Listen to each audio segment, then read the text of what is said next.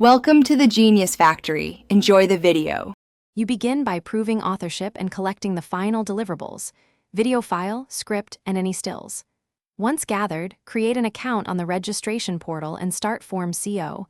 This is the key first action.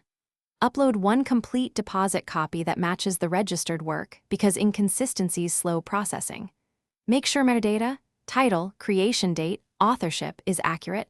Errors cause rejections. Pay the registration fee and note the submission ID for tracking while you wait for the office to accept the deposit. Once you have the portal submission started, continue by selecting the precise work category and stating authorship credits. You need to specify whether the work is published, unpublished, or published on a platform. That affects deposit rules.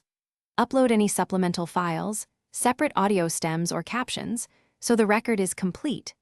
Monitor the account for required corrections and answer requests promptly because timely responses prevent delays. Make sure to save the application control number and correspondence for later enforcement or licensing tasks.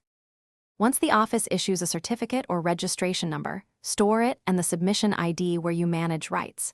You can now license the video, record assignments, and use the registration to support takedowns or litigation.